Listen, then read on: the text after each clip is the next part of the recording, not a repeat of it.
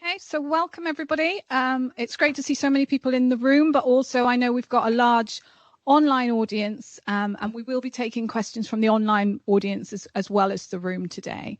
So it gives me great pleasure to hold this event, not just on behalf of Cardiff Business School, but also on behalf of the Productivity Institute. So those of you who are not so familiar with the Productivity Institute, it is National Productivity Week. In terms of my role, I'm just going to give you a very warm introduction, do some housekeeping, and hand over to the chair today, that is Robert Lloyd Griffiths. Who am I? I'm Melanie Jones. I'm a professor of economics here at the Business School. I head up the economics section, and I'm the academic lead for the Wales Productivity Forum. The Wales Productivity Forum is one of 8 regional forums of the Productivity Institute. I know we've got members of that forum here today, and we come together really as business leaders, policymakers, academics, with a shared mission of trying to address Wales's productivity gap. So we're one of 8 of the regional forum. We focus very much on Wales, but this week there's events going on throughout the country with the aim of raising UK productivity. I think this is the 3rd event that we've actually run in Cardiff. The first one very much set out a challenge, Wales's situation in terms of its productivity gap with the rest of the UK. Last year, we talked very much about the forum's vision of policies and practices that may enhance productivity. And it's been such a great opportunity just ahead of the election now to hear from people in terms of the policies and practices that they would like to see put in place. So thank you very much for joining us today. In terms of just the housekeeping, so you'll have all probably come out the main entrance. The lifts and the stairs are at the same place. We're not expecting a fire alarm, but that's the nearest fire exit. There's also an exit to the back of the room. The toilets are located by the lifts, and just a reminder to turn your phones off so we can have a really quiet and no disturbances during the discussion today. I know many of you will be part of our community already, will be familiar with the university. I've talked already today with some alumni from the university, but I want to just remind you of really the breadth of expertise we have here in Cardiff Business School. So you'll probably be very aware with our undergraduate, our postgraduate courses, but we also have a really great provision in terms of executive education and supporting the business community. So some of you will regularly attend breakfast briefings here. Obviously, we're in the afternoon today, but just to make you aware of some of the free courses that we have to support business leaders. So 2 examples here in June around our academics providing expertise in terms of AI. And more broadly, I know that there are alumni here from our Help to Grow program. So that is, I think, a 12-week management training program, getting experts from Cardiff University, but also a great network to be involved in. And I know that's heavily subsidised. So there's a team here today. If you are interested in connecting with us, attending any of those events or signing up for our next cohort of Help to Grow, there are all great opportunities here. And just on that, I'm really pleased to say, the Productivity Institute directly engages with that Help to Grow program. We've got alumni from that program in terms of membership of the forum, providing advice and sharing advice to businesses about how to improve productivity. So there's Linda. Linda and the team are here today. Just reach out to us, connect to us afterwards. In terms of some of the logistics, I'm sure Robert will remind you about etiquette in terms of asking questions. We will have roaming mics in the room, so just to ask you to make sure that you wait for that roaming mic so that the people online can hear. Similarly, if you're online, please do use the chat function. You can ask questions. We will then go to that chat function towards the end of the session today and ask some of those online questions. Also, just a reminder that photos will be taken and there'll be a recording of the event afterwards. So I think that's pretty much the logistics. It just leaves me with one more thing to do, I think, which is hand over to Robert. So many of you will already know Robert. He's the director of ICAEW in Wales, but he's known to us really as the chair of the Wales Productivity Forum. And I really do have to thank him for all the energy and enthusiasm he puts into that role. He is hugely committed to the success of the Welsh economy. And so I can't think of anyone better to chair the debate today. Kind. Thank you, Robert. Thank you very much indeed.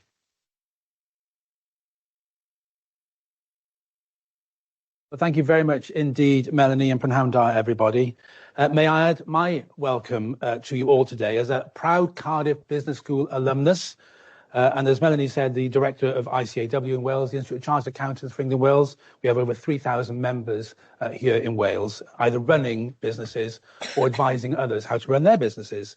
I'm also here in my capacity, as Melanie said, as chair of the Wales Productivity Forum. And this is, as Melanie said, an important week for us. It's Productivity Week, when the spotlight shines on productivity, although it might be advantageous if every week was Productivity Week, as in Wales, we bump along the bottom of the UK rankings. So we are a week away from what's being heralded as a truly historic election for Wales. And I'm delighted that we are joined by 5 of the 6 main parties vying for the public's votes. For the record, a representative from the Green Party was invited to today's session. The format today is as follows. I'm about to introduce our party representatives who are seated alphabetically. I will then invite each of them to offer a 2 to 3 minute overview of their party's economic priorities, and I'll come to each panel member in the order in which they are seated, starting with David T.C. Davis. I will then invite them to answer some questions, and following that discussion, I will invite you, our guests here in the audience with us, and those joining us online to pose your questions to the panel. As Melanie said, there is a microphone which will be handed to you. Please, if you're in the room, when you're handed the microphone, will you give your name and your appropriate, or if appropriate, your business or organisation that you are representing. Then at around 3:50, to offer a final thought to be delivered, please panel in about 30 seconds, if that's okay. And I'll come to each of you in the reverse order to your open remarks, therefore starting with Jason. So it's now my pleasure to introduce our panel. David T.C. Davis for the Welsh Conservatives is a senior Conservative politician who served as Secretary of State for Wales from 2022 to 2024. He was a member of Parliament for Monmouth from 2005 until 2024, having previously represented the same area in the National Assembly for Wales from 1999 to 2007. During his parliamentary career, he held a number of government and parliamentary roles, including Parliamentary Under Secretary of State for Wales, Chair of the Welsh Select Committee, where he led scrutiny of UK government policy as it relates to Wales. Following his time in government, he's continued to work in Welsh politics and currently serves as the Chief of Staff to the leader of the Welsh Conservatives. And he also runs a training and public affairs company on parliamentary procedure. Next to David T.C. Davis is Shavana Taj from Welsh Labour, who is the candidate for Cardiff Fun on Taf. Shavana Taj is General Secretary of the Wales GUC. She's the first person of colour and the second woman to lead the organisation, representing workers across Wales and advocating on issues including fair pay, workplace rights and inclusive economic growth. Prior to this, she served as Welsh Secretary of the Public and Commercial Services Union, and Shavana is a member of the Independent Commission on the Constitutional Future of Wales and has worked closely with Welsh Government, local authorities and the Wales Office on Economic and Workforce Policy. Her work has focused on areas such as skills, industrial strategy and the impact of economic change on communities. She's a strong advocate for equality and social justice and holds a number of trustee roles, including with the Bevan Foundation and the People's Health Trust. Next to Shavana is Julie Goodfellow, representing the Welsh Liberal Democrats and also a candidate for Cardiff Fun on Taf. Julie began her career in NHS primary care, developing a strong commitment to tackling health inequalities alongside a background in ICT and small business. She later ran successful businesses, including web design, importing and consultancy, working with the NHS, local government and the finance sector on improving services and value for money. Julie chaired the Abergavenny District Partnership Against Crime, went on to lead Neighbourhood Watch in Gwent and Wales, and worked with the Home Office at a national level. Luke Fletcher for Plaid Cymru, candidate for Pen-y-bont Bro Morgannwg, was a member of the Senedd for South West Wales and serves as Plaid Cymru's economic spokesperson. He has a background in economic research and has been closely involved in developing the party's economic strategy ahead of the 2026 election. His work has focused on issues including fair work, public ownership in key industries, and support for learners and workers affected by the cost of living crisis. He has also been an active in campaigns relating to industrial policy and regional economic development. Jason O'Connell, the Reform UK candidate for Pontypridd Cynon Merthyr, is an experienced executive with over 30 years leadership across aerospace, engineering, defence and energy sectors. He has a proven track record in P&L responsibility for multi-million-pound portfolios, leading and developing international teams and securing long-term work in complex industries. Prior to his political career, he served as general manager at a power systems manufacturer in the space industry. His previous roles including serving as the international program director at a US-based energy corporation, and earlier in his career, he held program management positions at General Dynamics, where he managed high-profile engineering projects for military platforms. He began his career as an award-winning technical apprentice at MOD in Southampton and Barry, and has completed an MBA at the University of East London. He also holds a private pilot license. Ladies and gentlemen, your panel.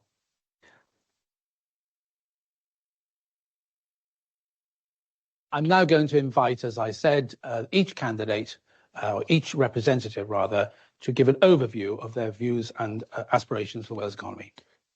Well, thank you very much indeed, Robert. Well, as I'm the first panellist and I'm sat next to a Labour representative, let me start with some good news, because I think in terms of what people look for in investment in any country, I think we tick some boxes. We have a corruption-free country, largely. I mean, there'll always be instances where people fall down, but under different governments, Labour and Conservative, we don't have a culture of corruption, which is a good thing and something that companies look for. We have a stable currency at the moment. Generally, it's seen as a pretty good currency, sterling, around the world. I do worry a bit about debt and deficit levels and the impact that could have in a very short period of time. But I think it's fair to say that the currency is reasonably stable, and we have a good legal system as well. So these are three things that we should hang on to, because it's not a given. There are a lot of countries that don't have that, and a lot of people will invest in the UK because we do. There are things that we could be doing at the Welsh level to try and encourage more investment to come in, and I've set these out. The first is tax. There are various taxes that we, of course, control in Wales. Income tax we can vary. We can change business rates. We can change stamp duty, and we can reject things like the tourism tax. And we may have time to go into all of this, how we can afford it, why it's good for growth. But I think it's not just about Laffer curve economics. It's about sending out a message to investors, to entrepreneurs, that we value what they do and that we don't see government as being something that should be there to try and wring as much money out of people as possible, but something that should be there to support people who want to come in. We need to be doing more on apprenticeships. There's a big difference in the way in which apprenticeships are treated in Wales to England. There is far more flexibility in England to allow employers to select the courses that benefit the apprentices in a way that doesn't happen in Wales. And I think we need a lot more respect for apprentices anyway. I mean, I'm sure I'm going to agree with Jason on this. I think, and this is a slightly personal view, but one I think that the Conservative Party is coming around to. I think too many people go to university. They're coming out with the wrong kind of degrees, and we're not showing enough respect to people who actually go in as apprentices and come out with something that is very, very useful straight away in the workplace. I appreciate Robert's staring at me. My time's running out. Transport infrastructure is something else we need to be looking at. We've actually seen a cut in rail funding in Wales. That's not good, but we also need to be able to get it from A to B very quickly. So I'd like to see things like the M4 Relief Road looked at in South Wales. I'd look at childcare and the fact that we're not getting as much access to it in Wales as the case in England. And planning system is absolutely hopeless. People coming in, wanting to build things, are finding it, they're spending months or even years waiting around for planning decisions. It's totally unacceptable. If we want to show that we're serious about investment, we need to sort the planning system out. Thank you. Joanna. Can everyone hear me? Yeah.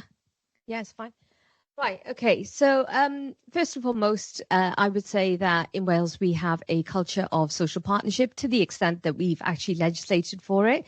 So that means that when we're making decisions in Wales in relation to the economy in terms of growth, etc., you have business representatives, you have government, and you have trade unions around the table together. And the useful thing about that is that you tend to make better decisions, and you don't end up in a situation where actually there were some gaps in the planning, and you end up in a situation where you have a unnecessary, long, drawn-out dispute situation where unions felt that actually workers' voices weren't being represented. So I wanted to say that's obviously a really important thing. There are a number of things that we have already done in Wales, including 43,000 jobs have been created and safeguarded by Welsh Government intervention.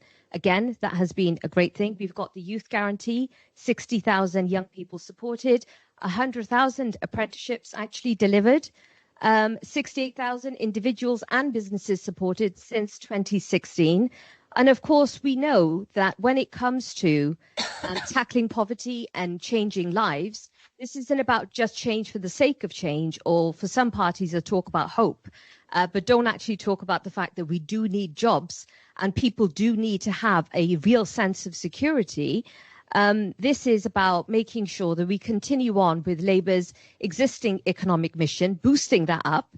And actually, we have recognised that when it comes to business rates, we do need to be looking at those again. And Eluned Morgan has made it very clear that when it comes to some of the red tape, some would argue, that exists, that sometimes gets in the way, that we need to look at all of this again. So there's some real opportunities, and there's been many discussions about industrial strategies, and there is one on the table. Thank you very much, Savannah. Now, Julie. Thank you. Can you hear me? Yes. Lovely. Thanks. Welsh Liberal Democrats and Liberal Democrats across the UK, we all believe that everyone deserves to have a chance in life, to be able to not only live but thrive. And as part of that, the reality, unfortunately, is that most people don't. They struggle. And what we need to do across Wales is bring people a better level playing field, to give more people that opportunity to start businesses, to work to improve. We have an awful lot of SMEs in Wales, as is in the UK. But the problem we have is lack of opportunity to begin to start those SMEs. Now, I know because I work for a charity called Prime Cymru, which is helps businesses for the startup for the over 50s. So I am acutely aware of some of the barriers that are there for us. So Conservatives have trashed the UK economy. The last 14 years have been a joke. Cut, cut, cut. How can you grow when you cut? You can't. And it's impossible to say you need all of these things when you're not prepared to put the money in.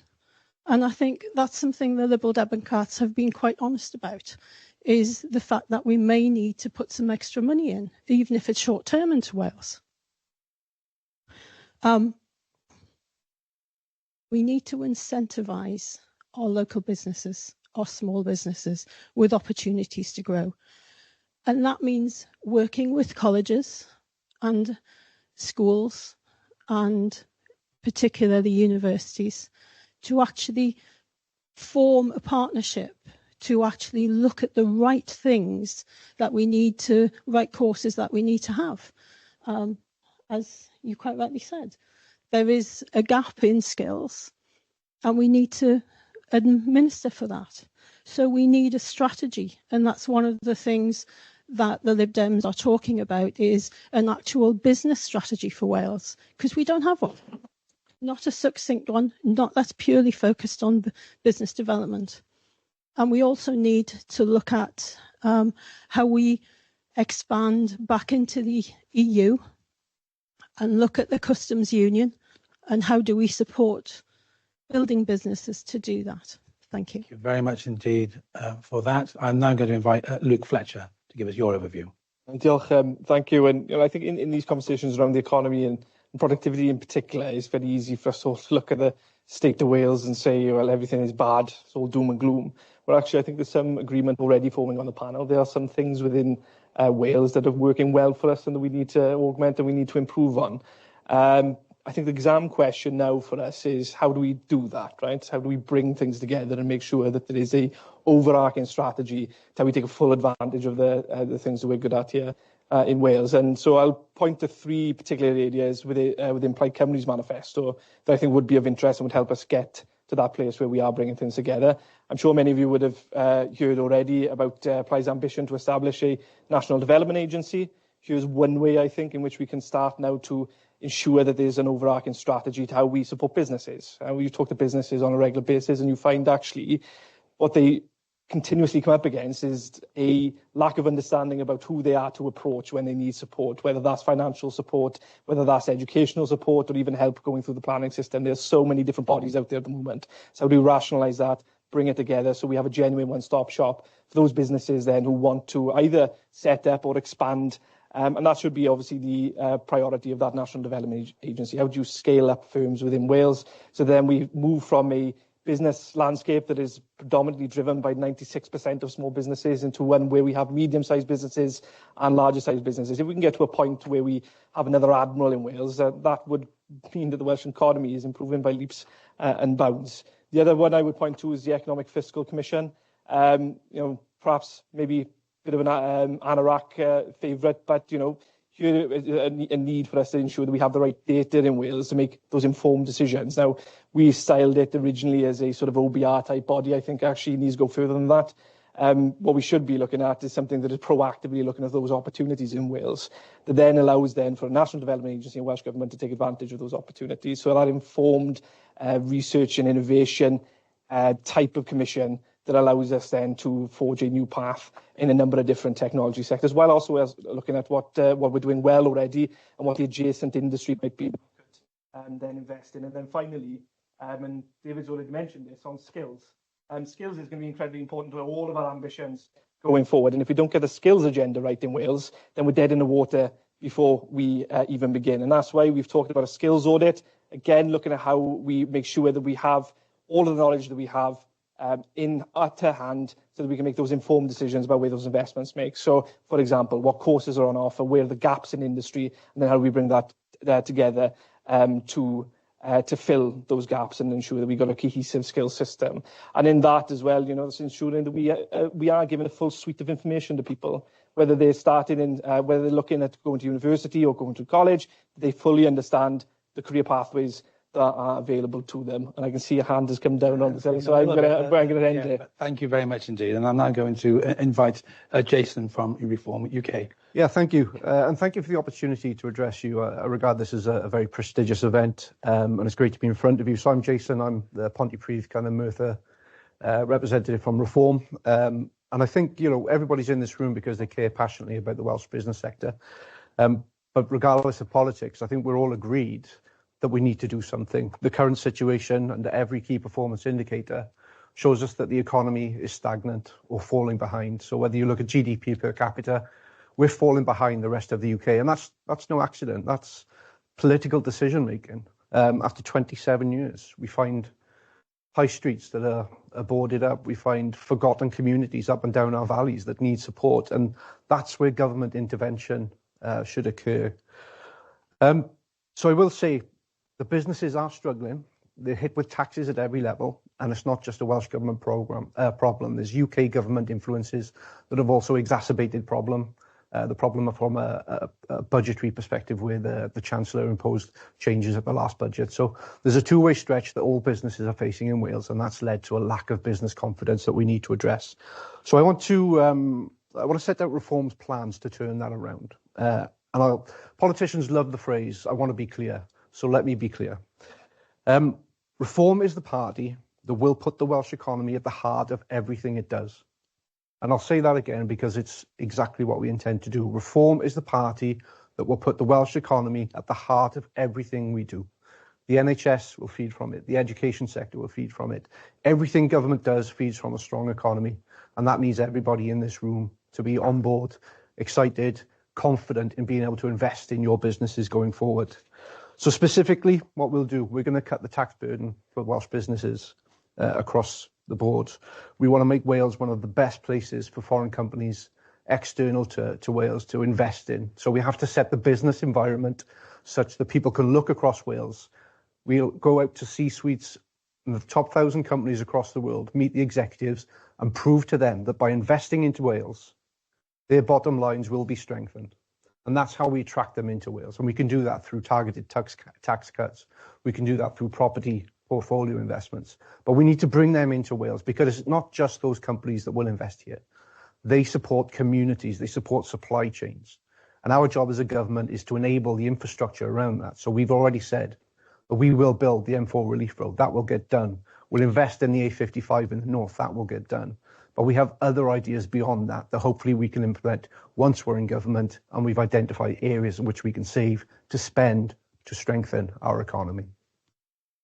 Perfect timing there. Thank you very much indeed. Thank you, panel. The number of issues drawn out in those opening remarks. I want to, because it is Wales, it is Productivity Week.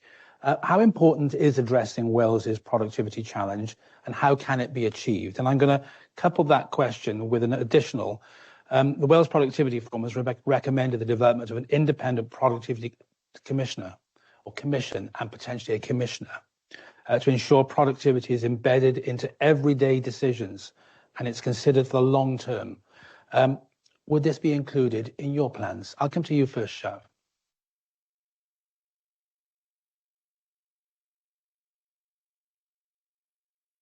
So in terms of a commissioner, it's not something that we've discussed as a party, although I think commissioners can be quite helpful. There are a number of different commissions, for example, young people's commissioner, older people's commissioner, and during the COVID pandemic in particular, they were really helpful having those voices around the table. So whether it is a development agency or whether it's a jobs council like Labour has proposed, I think having a commissioner could be a really good thing. We've already actually held an investment summit in Wales. We've had global businesses come to Wales that haven't been here previously, and they all walked away actually really surprised at how innovative we already are. And I would say that the fact that we've generated 118 million in new export sales as a direct result of some of the Welsh Government export support in 2025 and 26. Of course, we've secured £1 billion for the Celtic and Anglesey free ports. That, again, could create 16,500 new jobs. The fact that actually when it comes to skills and training, one of the things that the trade unions in particular had been asking for time and time again is that we need to make sure that when somebody's job is at risk or there is change and innovation happening, that actually people have that lifetime guarantee to new skills. So that is something that they can access, whether you're self-employed or you're working for a business. So having all of those things in place, I think, is going to be the way forward for a lot of this. Thanks for that. Julie, productivity, how are the Liberal Democrats addressing it and the importance of it? Again, it's not something, a productivity commissioner, that's been discussed locally as a specific item. I think everything we're trying to do for small business and for large business is about improving productivity. I don't think there's a one size fits all, which actually fits the bill for productivity. It's got to be a multi-pronged, multi-supported approach. It's not just one magic bullet to actually look at that. And I think further engagement with people like yourselves and with the team is absolutely the way to go to actually increase that in amongst development of our high streets, changing our planning laws, trying to give us bigger support, changing the rates for small businesses and larger ones. There's a combination of things that we really need to do to approach. Wholeheartedly agree, but not something we considered as an initial thing as specifically productivity. And sometimes focusing on one thing in particular can deflect from it. something I was taught in my master's here.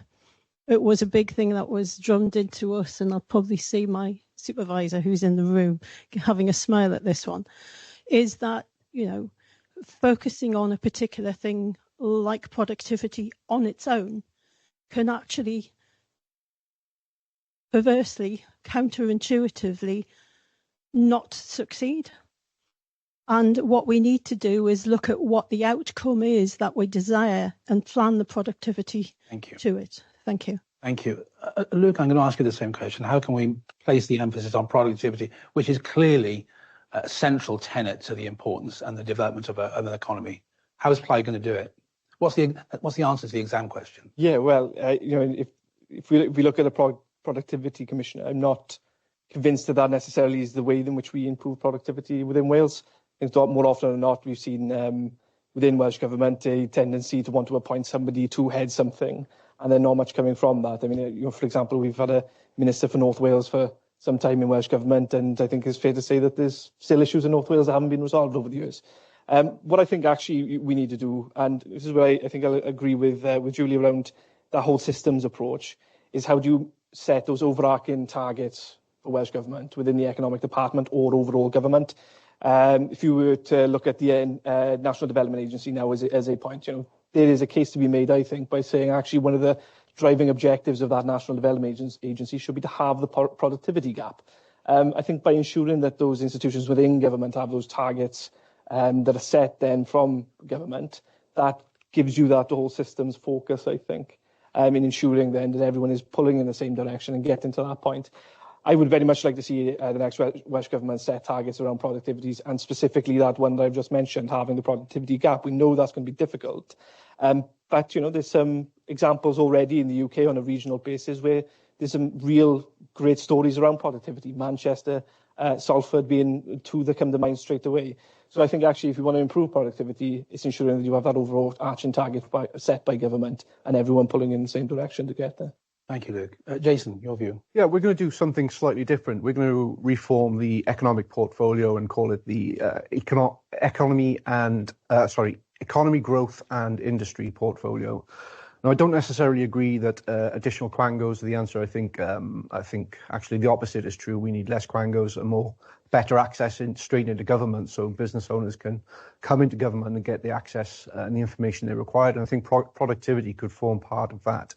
Where businesses have interest in specific areas such as artificial intelligence, for example, or business finance, productivity, I think that needs to be kept in government and reduce the layers of management that in between business owners and government itself.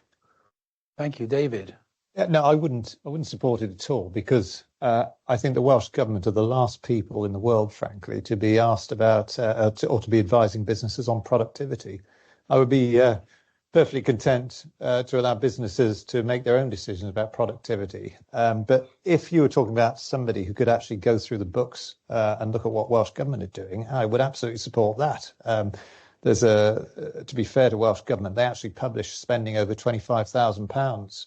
I have a look through it, and it is mind-blowing the sort of things that money's been spent on. There are people getting £20,000-30,000 a month just for writing reports for Welsh Government on policies that Welsh Government are doing, because presumably there are no civil servants to do it for them. We've got empty buildings up and down Wales, which were built. There's one in Mae'r, I think, it's built for about 300 people to house civil servants working for Welsh Government. But they aren't there because they're all working from home. That's another thing, by the way. We could talk about the impact of productivity on work from home. But, if you're going to allow everyone in the public sector or large numbers in Welsh Government to work from home, that's fine.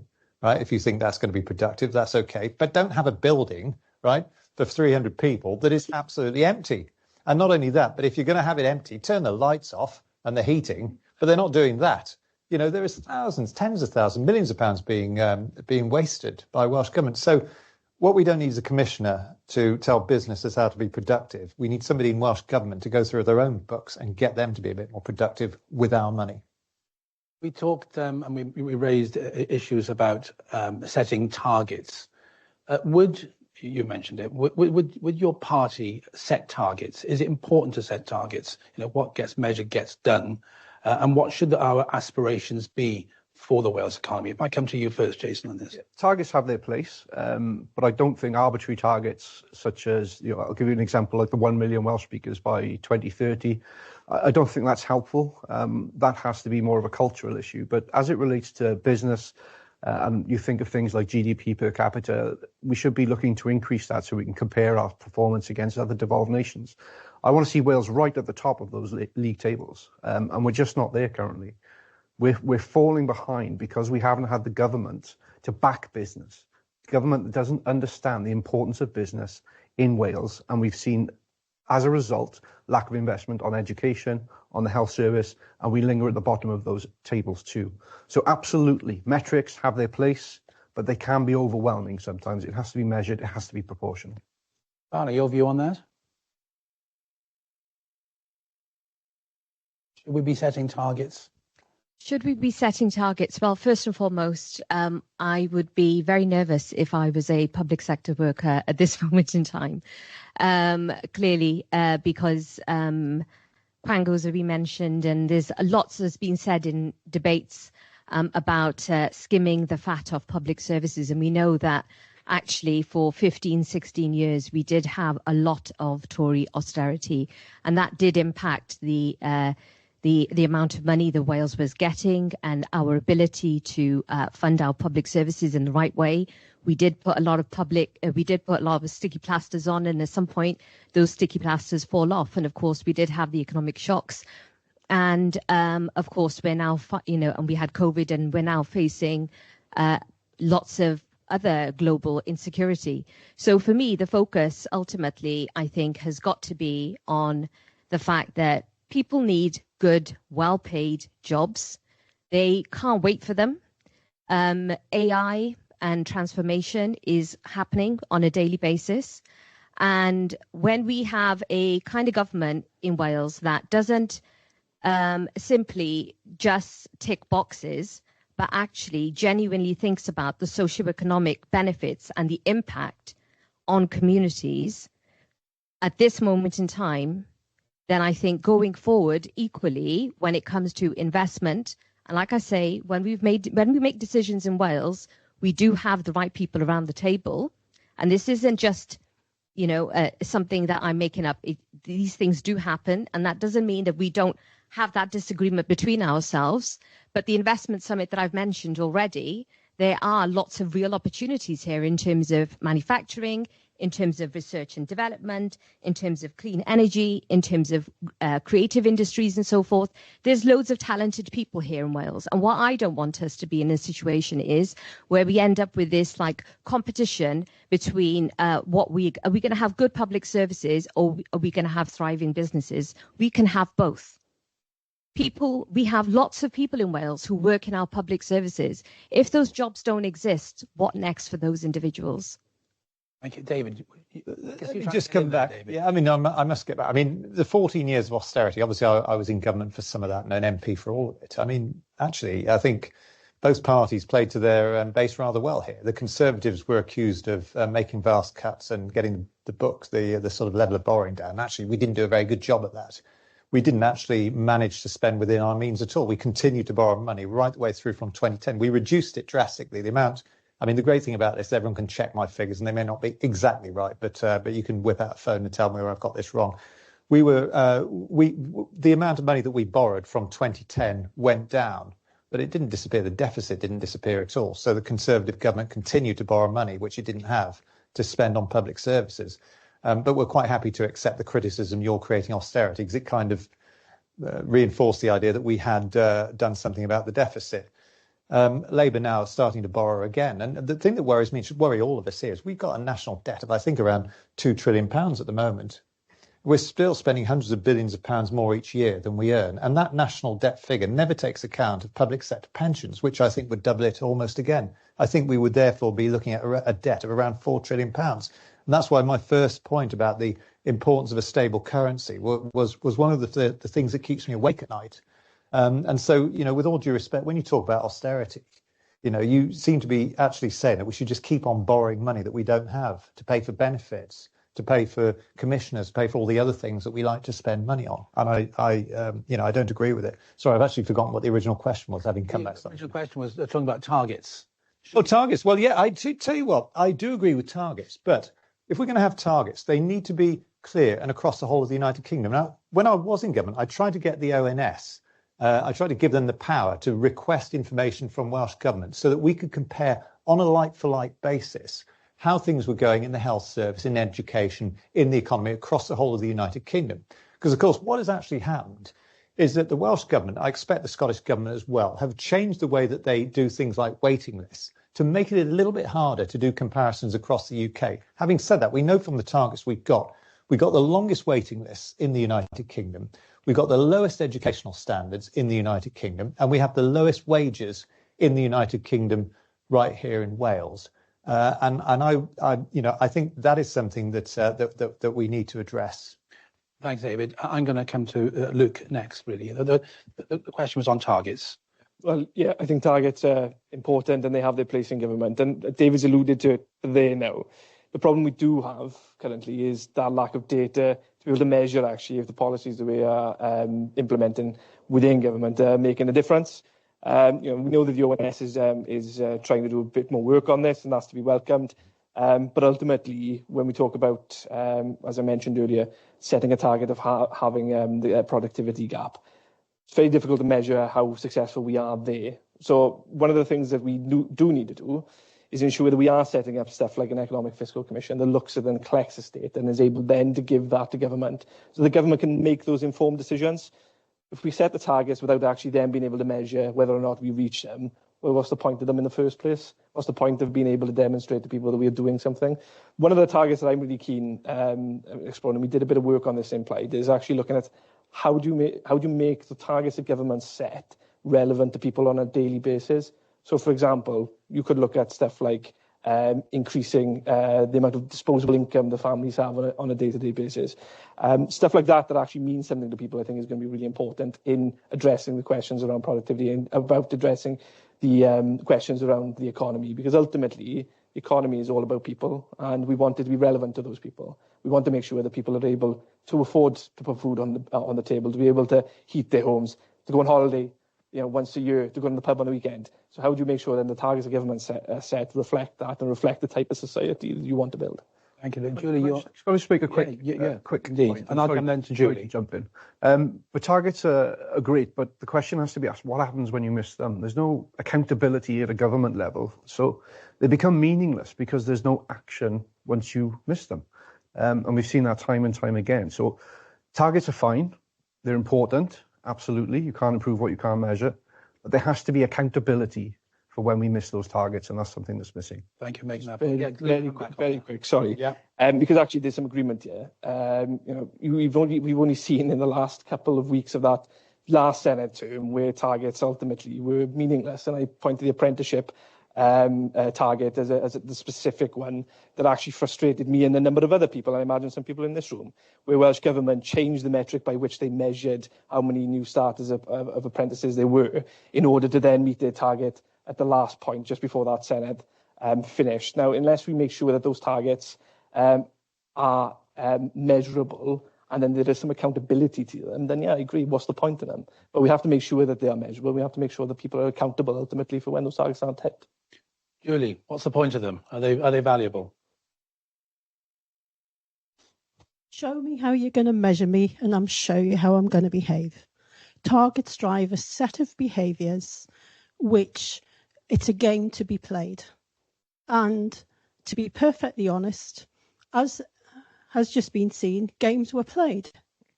No, so why bother with them in the first place? I agree with what you said about metrics and data and absolutely having those to drive it.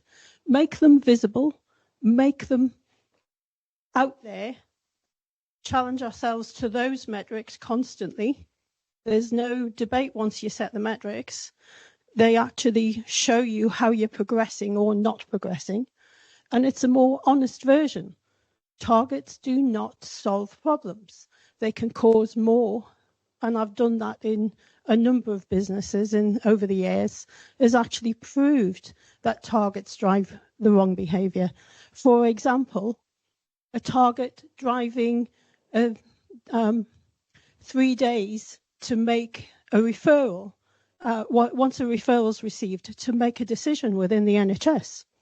There were whole departments using this target, and we proved that the target was driving a wrong set of behaviours, and there were so many referrals being returned because it stopped the clock, because the 72 hours drove a different set of behaviours instead of getting the right outcome. And with a bit of work, it took a number off one of the waiting lists in Gwent as trust as it was, and took a significant thing off by monitoring and measuring rather than driven by a systemic target. And fortunately, the Assembly backed that one and changed it a few years. I'm going back about 10 or 12 years. Targets are not the answer.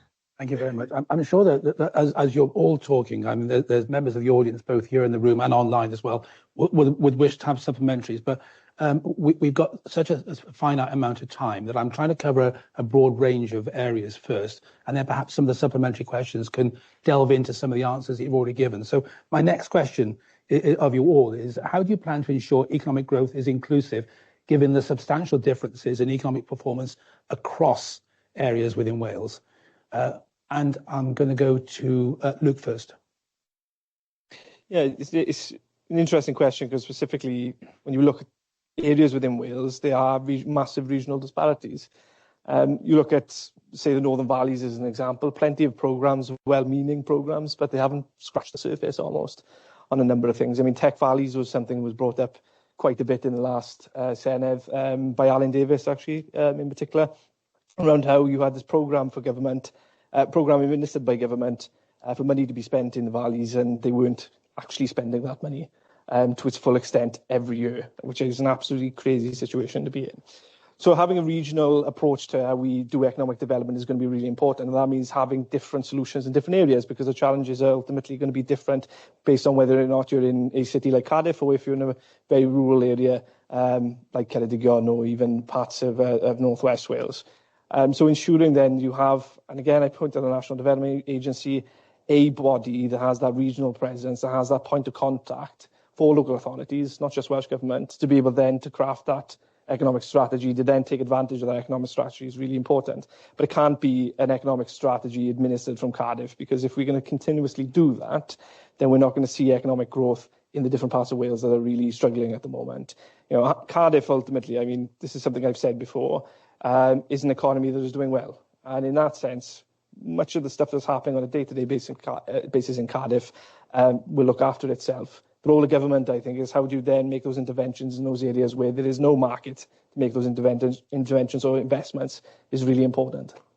Shana, you'll be pleased to hear that Cardiff is doing well. Your view on that question?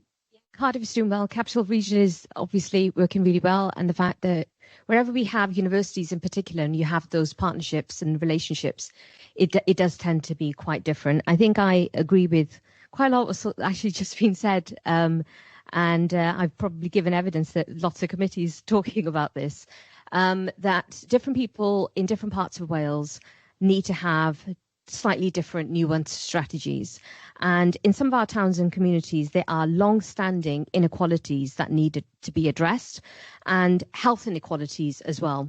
So the way that people need those types of interventions are quite different. So one of the things that we have been, we're saying is that actually when it comes to the certain aspects of the benefit system, the Job Centre Plus stuff, for example, when people need, particularly if you are disabled or if you have long-standing mental health issues, you need a different type of support to get back into work. That actually having the devolution of that aspect to Wales, I think, could be really helpful. Ultimately, this is about getting people into work. And when we have companies that want to come to Wales and they want to invest in Wales, that actually we have skilled individuals to be able to take on those jobs. And, you know, the previous Future Generations Commissioner, Sophie Howe, always used to say that it drives me mad, Shav, when they're always talking about shovel-ready jobs. I mean, what the hell does that mean? that, immediately gives this impression that somehow women are going to get cut out and there's a certain type of job that is going to be available. So this is, for me, really about making sure that we are taking advantage of the various different sources of help that are there, looking to see what additional support we can also get from the third sector. The third sector often gets missed off, and actually the third sector itself has a really important role to play when it comes to driving innovation and getting people back into work. And for me, that is the critical thing here. And it was mentioned earlier on about buildings being empty and people not being able to work from home. And again, we gave evidence time and time again. We had Cardiff University doing research into this for us. And actually, productivity did not go down in the civil service, for example, as a result of the fact that people were working from home. If anything, it went up. So I don't, there's swings and roundabouts in everything in all of this. Julie, I'm coming to you. Just back to the question in terms of spreading the love, if you like, of the economic performance across Wales. How do you do that? Again, I'll say no one. I'm listening to what's being said around I'd say the table here, and listening to it. We passionately believe that no area of Wales can be or should be disadvantaged by what we're trying to do.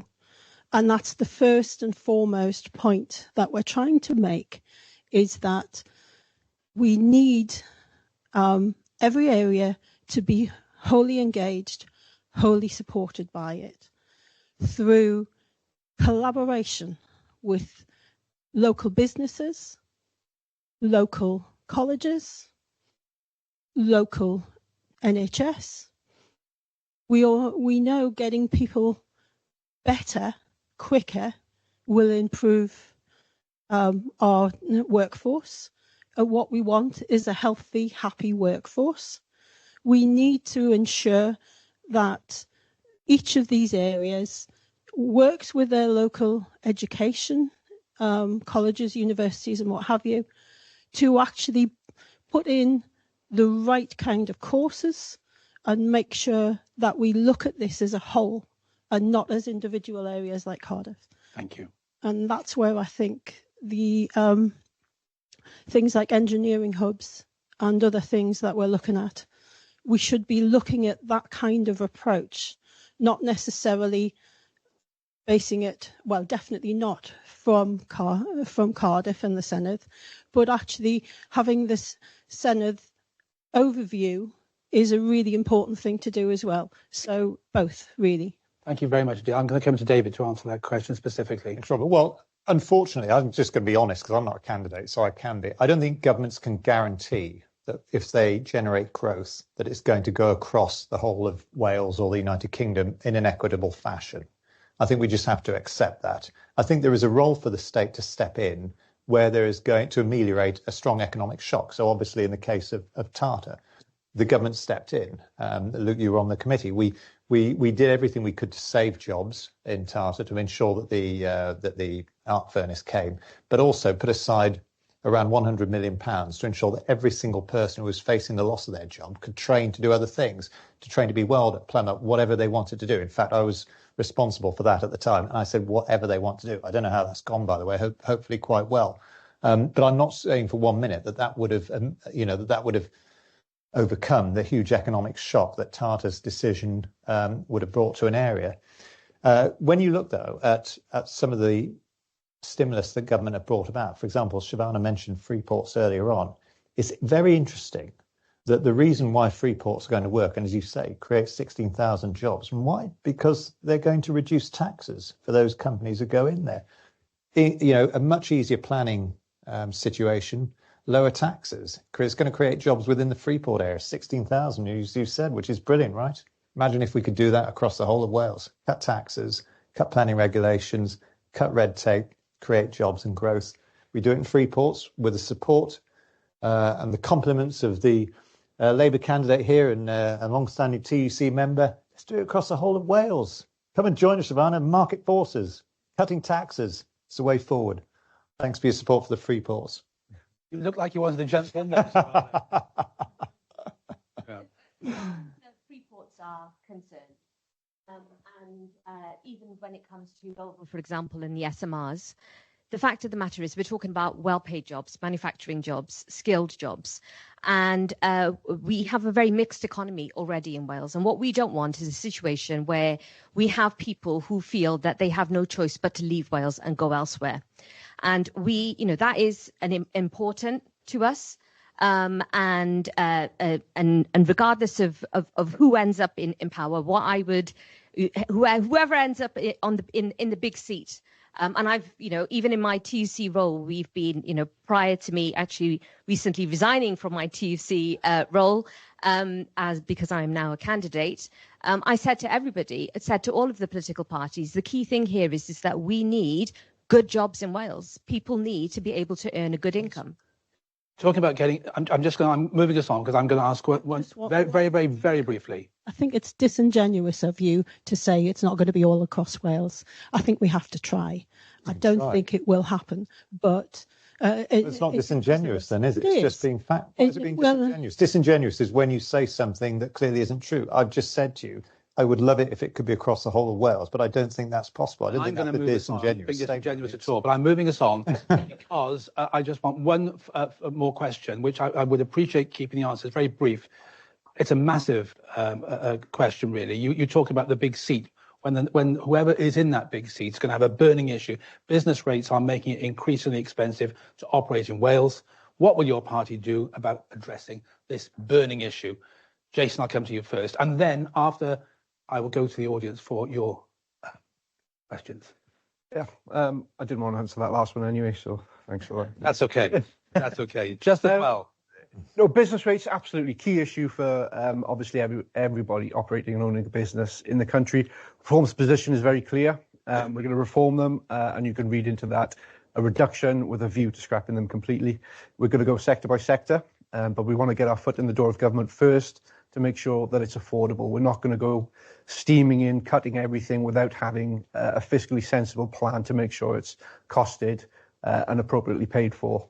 So we're going to do it bit by bit, but businesses need to feel assured that with a reform government, business rates are on their way down because it's absolutely killing the ability of businesses to employ people for the long term and the sustainability of the entire sector for the future. So thank you. We're heading. Thank you for that. Luke? I'm fighting the urge not to come back on the Freeport bit and migration of young people. So I'll stick to the question. So on business rates, I think where you have a government that has to provide relief for a system, and clearly that's a system that's not really working, right? So there's a number of things I think we can do, both in a short and medium term and long term. Short and medium term, you can use the powers that are being given to us, were given to Welsh Government through the Local Government Finance Act. To vary the multiplier. So then that begs the question, well, what do you mean by that? And who are the people who should be benefiting from that?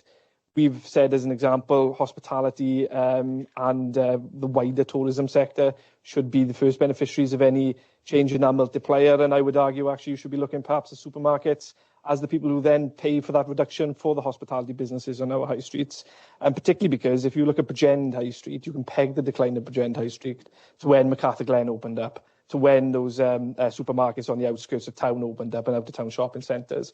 So as politicians, when we talk about regenerating the high street, well, if we mean that, then I think there's some things we can do within the business rate system to help us get to a point where we can regenerate our high streets. Long term, though, there's a need to reform the business rate system. Of course there is. There's a number of things you can look at. You can look at, for example, stuff that have already been put out, I think, by the Labour Party and others around LVT. There's things you could do on VLT as well. But ultimately, I think when we look at the long-term reform of the business rate system, the important thing is that we bring businesses around the table. We bring those people with a stake around the table, including every party as well. Because I don't think it's a good thing if in another 4 years' time we come up with a different system, another party comes in and says, well, we're going to change the system again.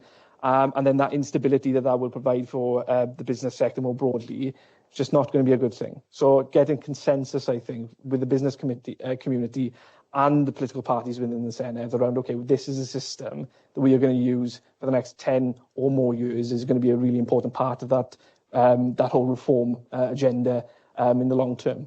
And the business community is telling every party business rates are stifling us, they're stifling growth, do something about them. So far you're saying you're going to. Julie.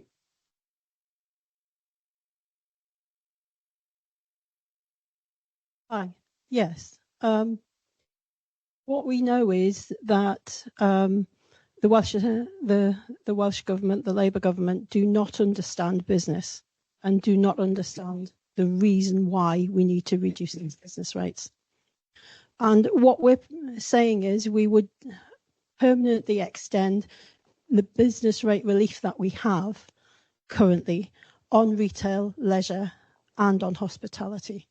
We're not opposed to trying to explore how we may put 2% on online businesses, a 2% tax to actually support that change, and explore, as you said, looking at the larger retailers with the profits that they make and say, is it possible to pay a little bit more because you can?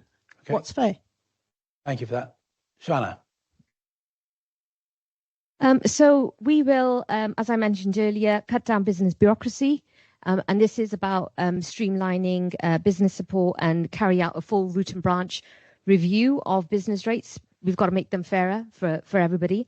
And really, the main mission here for Welsh Labour is about making Wales the fastest nation in the UK to get planning permission, and introduce, and as part of the work that we're doing as well, is to look to introduce degree apprenticeships in planning as well. So all of those things together will take us a long way. Thank you for that answer. David? Well, our policy is to reduce business rates on small high street businesses, small companies, family shops and the rest of it, but allow an increase on the larger out-of-town businesses that are there. And I think in the short term, we need to make sure that people in Wales are paying roughly what they pay in England, because at the moment there are pubs on the border in Monmouthshire that pay significantly more, thousands of pounds more every year in business rates than a similar sized pub across the border in England.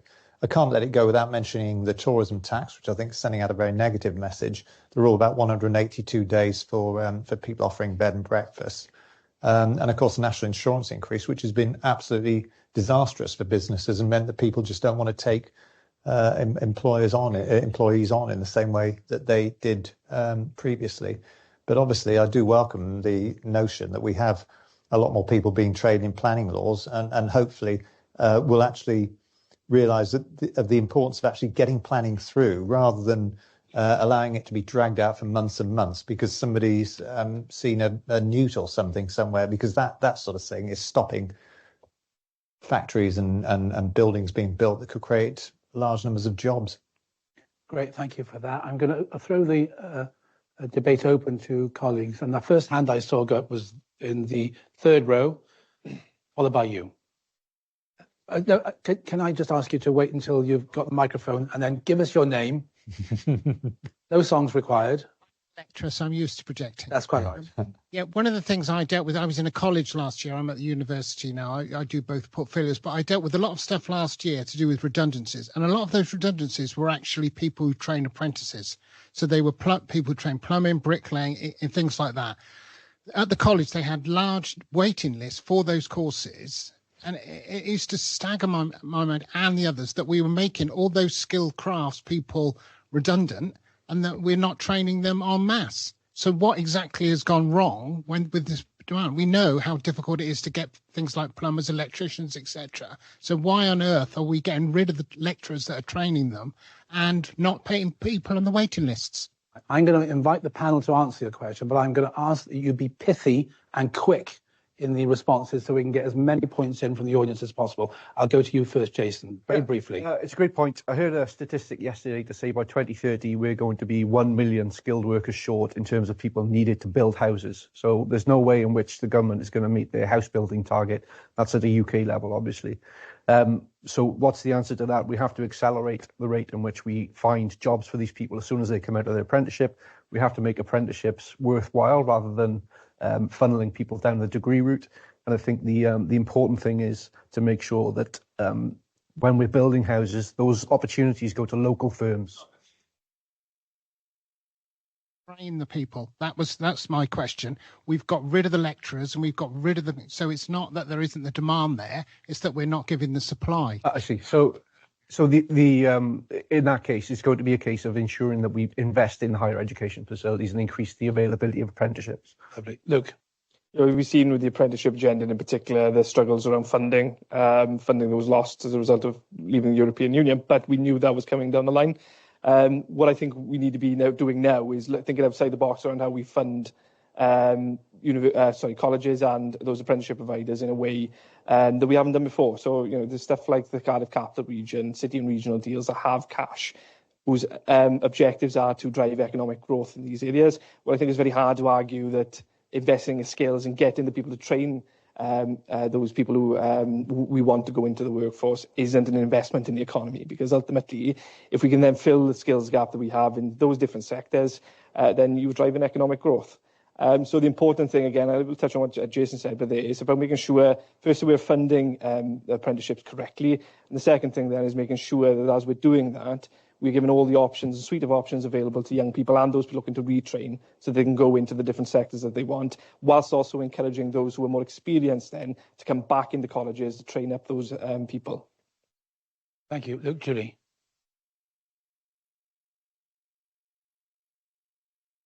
More funding, definitely, to bring back or train more trainers to go into college and do some of that work. But fundamentally, there's a bigger problem in that we know people aren't looking for apprentices at the moment. They're holding back because of the fear and the instability that we have in the Welsh economy because of things that have been going on with Welsh Labour.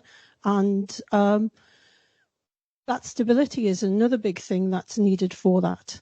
I know from family members who are desperately looking to retrain and do some of these things and not finding those facilities, but at the same time not finding the businesses that will take them on. Right. And it's because we need to revise the tax allowances that we have for businesses to take on apprenticeships, to take on trainees, to do that training. They want them free, perfect, and now, and why wouldn't they? But if there is that element of incentive to take them on, I think that will help. Thank you. Shivana. As you know, I think that we need to be looking very carefully when it comes to the people who are actually training the future generations or the new people who are going to be going into these jobs. Universities funding has been severely impacted, and further education as well, of course, specifically. As far as Welsh Labour is concerned, we have one of the big things that we are planning on doing is delivering 100,000 all-age apprenticeships over the next Senedd term. So investing in those colleges, making sure that we have people who can help us to train people up and deliver those apprenticeships is going to be critical. Thank you. And David? Well, I think I agreed with a lot of what Jason and Luke just said. So maybe there's a dream alliance to be had in the Senedd after this. I wouldn't say it's more funding, though, overall that we need, but I think we could perhaps rechannel the funding. I think there are too many people going into university, as I said before, coming out with degrees that aren't leading to degree jobs, and not enough people getting the opportunity to train in apprenticeships in things like house building, where there clearly are going to be well-paid jobs afterwards. It cannot be beyond the wit of man or whoever forms the next government to figure out that we need to discourage some people in some ways from going to university and get them onto apprenticeships. Maybe we need to be linking the Vice-Chancellor's pay to the number of people going through courses that actually come out of university getting well-paid jobs. Maybe that's the sort of nudge effect that we need to get people thinking about this. Thank you. I'm going to stop you. I'll tell you why. Yeah. Because if you speak without a microphone, people online can't hear. Good point. So, but thank you, David, for that answer. And the next question is from the gentleman in the second row here.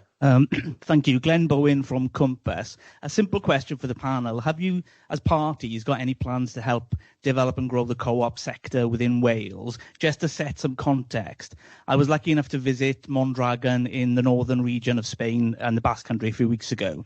Very similar in size to Wales. They have a really robust co-op sector in all parts of industry, manufacturing, life science, innovation. They employ 60,000 people in that region, that co-op co-op within the co-ops there, 70% of their profits go back into the co-op to look for new opportunities in supply chains to create new co-ops. They actually have factories in China, and that profit comes back to the Mondragon region. So there's a huge opportunity to look at a business model where the profit works harder to create more economic value. And I was really excited by that model, and hopefully the new Senedd can look at that model to do things differently in Wales. So are there any plans within the party to help develop a co-op sector within Wales? Thank you, Chair. Plans? Nothing specific that's been discussed, but it's a great idea, especially for some of the smaller regions, that they can collaborate together. Great. Shivana? Yeah, we want to double the number of co-ops. I think is the way to go, and everything that you've described. The party has been having some discussions and really looking at what Compass has been researching and offering, and I think that there's some real innovation opportunity there. Luke? It wouldn't surprise Glenn to know that I'm a big fan of what's happening with Mondragon. Haven't had the opportunity to go yet, but really want to visit there soon. Look, I mean, yes, I mean, you would have seen in the Economi strategy that we published all of the things we were saying, particularly about how we can support the cooperative sector. Current Welsh Government, in terms of funding available to help support co-ops, is just simply not there. It's too small. We need to look at increasing that. But of course, doubling the size of the cooperative sector is all well and good. Actually, I think the real thing that we need to be looking at is how do you scale up those cooperatives, not simply just double the size of the sector. Because the reality is you could double the size of the sector by creating or helping to create a number of small businesses that are employing 1 or 2 or 3, 4, 5 people. What I want to see are cooperatives in Wales that are employing hundreds, if not thousands of people. That's where you get then the economic value. That's when you start then generating that wealth in that community, is by scaling up the cooperatives, not simply just saying we're going to double the size of the sector. I'll go to you next, David, and then I'll ask Jason. I mean, what you're saying, Glenn, sounds really exciting, fantastic, right? 60,000 people employed, profits come back.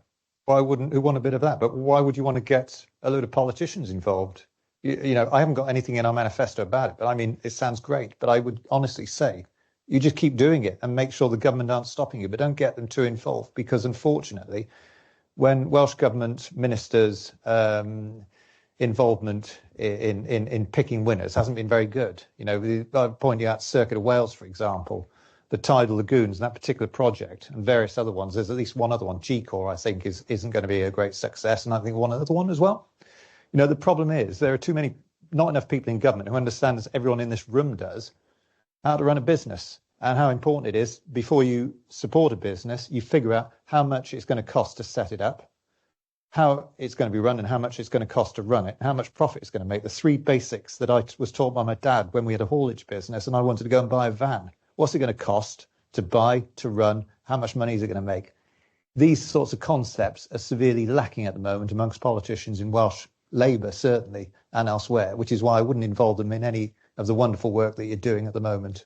Okay, and I come to Jason. I know Luke wanted to interject, and I know that you want to come back as well. So, in that order, Jason. So very quickly, it's not something we've specifically addressed in our manifesto, but nothing is off the table as regards to improving the Welsh economy. And if you've got a successful winning formula that's working already, we need to look at how we expand that and roll that out across the other parts of Wales. And Luke, briefly, please. I think there is a role for government in helping to nurture and helping to nurture and create cooperatives. And the reason I say that is because there's a role, I think, for cooperatives for retaining some of those businesses that might be bought by somebody from outside of Wales within Wales. If we want people to set up cooperatives, if we want people to perhaps take on the business that they're already in as a cooperative, the role of government, I think, is to provide then the education, the training around how you do that via Business Wales, via a development agency, because I don't think it would be fair, for example, to turn around to a workforce and say, right, okay, you now own the business and you've got to run it, and they might not even have a clue how to do that. So there's a role for government in ensuring that people have the ability, the tools to be able to do that. Glenn, briefly. Just on David's point, totally agree in terms of understanding the market. If we were setting up our business, we would go to the bank, we would get the investment, and then we would put the energy and we would take the profit out. If we want to use the profit in different ways, the barriers to entry for that are really high. So what we need to do is look at the policy. University people looking at spin outs, let's spin them out in a way we get the equity in, but we buy those shares back, and when they're paid back, all of the profits from that spin out set up something else. The money we're going to spend on nuclear in Anglesey, let's look at that supply chain over the next 30 years, work with the university sector to actually create the supply chain that are democratically owned businesses to reinvest the profit. So totally get what you say, but there's a different way of using policy. Thanks very much indeed for that. Do we have a question from online? I think we do. Do we? Yeah, there is a question. Ben, can you tell me what the question is? Waiting for the microphone. And then I'm going to come to you. So Kai is asking, how do you think productivity can be best translated to businesses from a national level to a firm level to move it from an overarching economic concept to something relevant and tangible to the running of their businesses? Another productivity, unsurprisingly, during productivity, very briefly, how can it be done so intangibly from a UK perspective? Yeah, so build upon what we said before, obviously the government does have a role to play. I'd like to see things like operations like Six Sigma be flowed down from wider organisations to SMEs, lean manufacturing and those kind of really technical improvement methods implemented into places like the NHS, for example, who do suffer with productivity issues. You don't all have to answer this question because you may have touched on it before, but if you do, please come in. Would you wish to come in, Luke? I think there's a role in ensuring that innovation is and best practice is spread amongst different sectors and organisations to be able to improve productivity. And then, the big word at the moment is AI.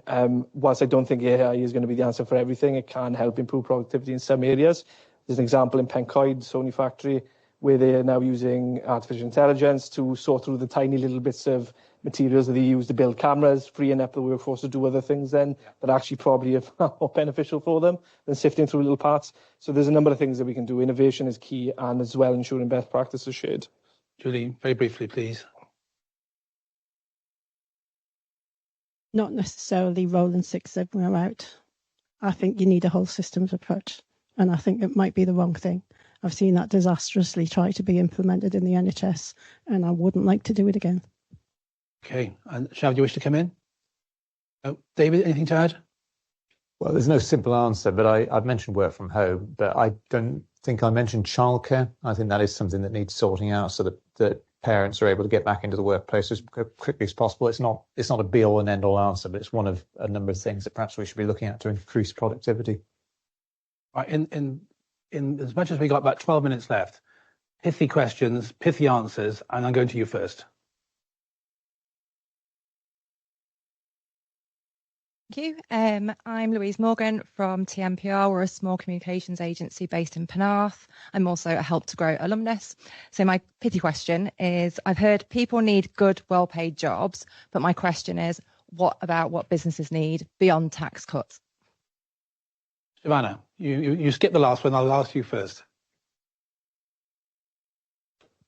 Businesses need, I would say, is skilled people, skilled individuals who are who have the necessary support from a welfare system should they need it, and actually that there is enough flexibility as well for people who go into work. So, childcare has just been mentioned.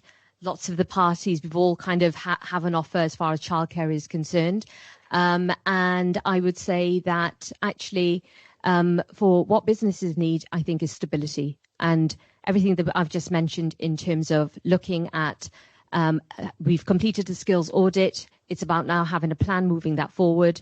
And also what they need is not lots of change continuously. And I will agree with one thing that was mentioned, and that is that this is probably the one thing that the next Senedd is going to have to work on together. Because if we all come up with a slightly different plan and we disagree and this economy doesn't get going and doesn't move, then I don't think anyone else will ever forgive us. David, you agree with that? I think so. I mean, I think we've said a lot of this. Lower taxes, yes. Better training, apprenticeships, better transport infrastructure, road and rail links, a quicker planning system. Actually, there's a fair bit of agreement amongst all of this that these are all things that are needed. Agree, Julie? To a point. Stability, yes. But I don't agree with the cuts. How can you grow and cut? It's just misinformation. I don't see how you can actually grow and cut. And I don't see how you can spend on silly things like referendums where you're going to spend hundreds of millions that could be put into R&D or other things. Okay. Luke? Yeah, I think, again, there's broad agreement on the panel. For me, you can sum it up by saying meaningful support from government. So, government being able to provide the sort of resources businesses need to be able to get access to skills that they need. FSB have said that the biggest barrier for business growth is the lack of skills. Access to finance is actually pretty good in Wales, I think, but it's the types of finance you can access I think we need to look at more importantly. Ultimately, businesses who are already struggling don't want to take on more loans and more debt. So is there another way in which we can ensure that they get the finance they need through patient capital and so on? It's meaningful support from government, making sure that businesses are getting what they need, help through the planning system and education. So. Jason, thank you. Yep, very quickly. So I think businesses need long-term certainty, so the ability to plan effectively over a longer period. So longer contracts when they work with government, I think, would help. But also infrastructure, as we've touched upon, making sure government invests in the right areas. Obviously, we've mentioned the M4 relief road has been a key one for us. That unlocks the South Wales investment region. So, great, thank you very much. Very quick question. We've got minutes left. Linda. My name's Dawn, and I run several businesses focused on literacy, media, retail, and properties. And they're all focused on social impact. I've written over 27 books, thousands of articles, and been living and working internationally across almost 50 countries, covering complex social and political issues. So that's just to give you a bit of background. Since I've been in Wales, I have consistently come up against blockages to access funding, institutional support, and recognition as a serious businesswoman. There seems to be a gap between how you're all representing businesses and how Wales and the organisations here support entrepreneurship, and how it actually treats non-conventional, idea-led businesses, especially those outside of established business networks. What concrete changes, not rhetoric, will you make to ensure businesses like mine are properly recognised, funded and retained? And why should I and other founders choose to build in Wales rather than go elsewhere? Great question. What I'm going to do is I'm going to also get a question from online and a question from you. So those three questions I'll put to the panel, and I'm afraid that's going to be it. So the online question first, and then I'll come to you because you had your hand up. I'm sorry if I've not spotted anyone else's hand, but I just for the point of getting as much people involved as possible. So the online question is? Catherine has asked, is the economy sufficiently central to the Wellbeing of Future Generations Act? Okay, is the economy sufficiently central to the Wellbeing of Future Generations Act? Okay, that's the second part of the what I'll be coming to you on. And then the third question is going to be? Yeah, I am wondering about, you're talking about the planning permissions on properties, and we've got lots of empty buildings now, lots of people are working from home. England have changed their class system for plannings. Why haven't we done that here to make it easier for businesses to take on different buildings? And is there a plan to do so? So there's entrepreneurial support, there's future generations, and there's planning in about a minute each, probably. So go figure. Jason, first of all. Yeah, thanks. Is that what you call a hospital pass? Well, you answer as you wish. All right, so coming to your question first, because effectively you're asking why you should vote for any of us. What are we going to do for businesses and entrepreneurs? From my perspective, I've heard stories from businesses where they try to access support from Welsh Government, where businesses want to come here. They're saying, we want to invest in Wales, but they're not getting a response out of government.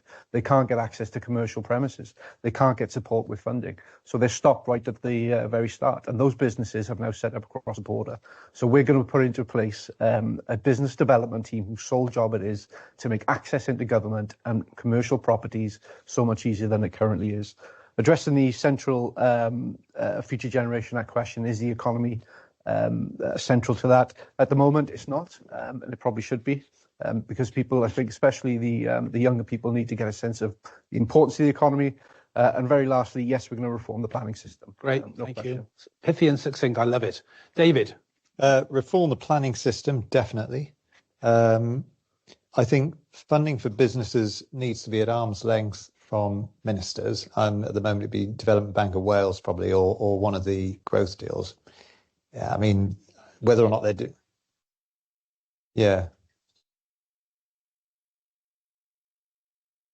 But I don't think that I should. I'm not a candidate anyway, but if I were a candidate, and if by some, and frankly, unlikely set of circumstances, I was a minister in the next government, I wouldn't think that I should be deciding which businesses should get funded and which don't, because Welsh Government ministers have got a very, very poor record where they have got personally involved in that. So we need to have a body, whether it's the Development Bank of Wales, or actually, funnily enough, I think I agree with Luke, we need something like the WDA who determines that. And it's got to be staffed by people who know how to run a business, people like yourself, perhaps, not politicians. Politicians are very, very bad at making decisions about which businesses to back. And the third question was about the Future Generations Act. I mean, we would scrap the Future Generations Commissioner. I don't think they are putting the economy centrally at all. I think they're focused on kind of environmental and net zero concerns, and they're actually making it harder for us to get the businesses in and get set up, and delaying things. And they kind of they give me no confidence at all. I think they've almost become cheerleaders for Welsh Labour rather than an independent body that's actually doing its job and thinking about the long-term prosperity of Wales. Thanks, David. Luke, then Shavana, then self, and then we'll go to our final statements. Yeah. National Development Agency, already mentioned it, business-led. I think is really important in ensuring that actually you have then a business landscape within Wales that businesses feel that they can engage with and have direct conversations with. That idea of a one-stop shop, I think, is going to be very important going forward to ensure then that people are getting the types of support that they need to be able to either establish a business or grow a business. So National Development Agency, I think, is key there. In terms of planning system, yes, reform planning system, I think we all agree on that. But I think the specific types of reforms are really important. You've mentioned some of the stuff that's happening in England already should be explored. I should also say I think we should be looking at allowing businesses to change use of the property that they have. So in town centres, for example, if you have the building, you have the business at the bottom, and then you've got empty floors at the top, well, why not convert that to residential property, 1 and 2 bed flats? You're killing 2 birds with 1 stone, then you're having a solution to the housing crisis where we already have a shortage of 1 bed, 2 bed flats. You're also getting inbuilt footfall for the town centre then, because people are living in the town centre and they're going to want to access services. I'm not entirely sure. I think David's answer threw me to the Future Generations question. But if someone can just repeat that question to me, that'd be helpful. Is the economy central to the... Is the economy central to the Future Generations Act? I think there's a number. I don't agree with David's analysis there. I think there's a number of reasons why looking at the opportunities that can come from net zero, or opportunities that come from the ability to address climate change through renewable energy is really important. But actually, I think the question is more, is the Future Generations Act able to influence the types of policies or influence politicians and government in their actions? Well, the answer is no, really, it hasn't got any teeth. So actually, if we're serious about the Future Generations Act, and if we're serious about making sure that there's policies that take into account those future generations in their making, then we need to ensure that the Act has some teeth. Right now, it doesn't. Okay, Shavana, and then Julie. As far as well, okay, so there, as I said quite early on, there is an industrial strategy that's on the table. Lots of people have been involved in what that could look like, including lots of women who have expressed similar concerns as yourself. And I think as far as the Future Generations Commissioners is concerned, I agree. The role doesn't have the teeth that is necessary. Although I would say that the Future Generations Commissioner has been a big sort of supporter for co-ops, for example, and has actually really been pushing a lot of those policies too. So having somebody like that is always very useful. There have been discussions as well about our town centres and the fact that there are lots of shops that are currently, unused, or if there's a flat above, and can that be, can the status change? Again, that would be a part of the strategy moving forward. And I think that as far as the Future Generations Commissioner's role is concerned and the Act itself, what is now a part of that, the amendment that was recently made, is that fair work is now embedded in there. So when we talk about good jobs, fair work jobs, that is in legislation, but that the role doesn't have the teeth that's needed. Thank you. And finally, Julie, briefly, please. To answer your question regarding the opportunities to access, I'd like to roll back what the cuts that have been made. I know from being a volunteer in a charity for business startups just how difficult that can get. And it's been cut and cut over the last few years. So I really would like to get that rolled back. And when we beef up that support, actually make sure it's in collaboration with business people and not just civil servants. As for the second question, I believe it needs review, and I'll make it that simple. It needs a lot more collaboration again, that basic word.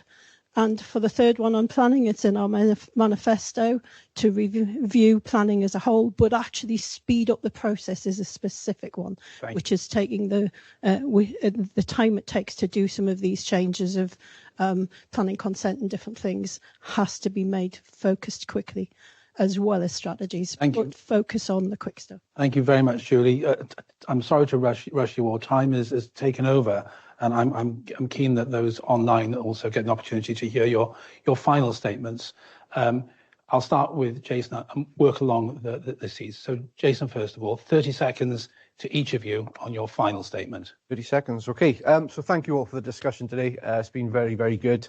I think, you know, the Welsh people have a decision to make next week, and Reform are putting together a team of people who've got not only government experience, Senedd experience, but also have real business experience.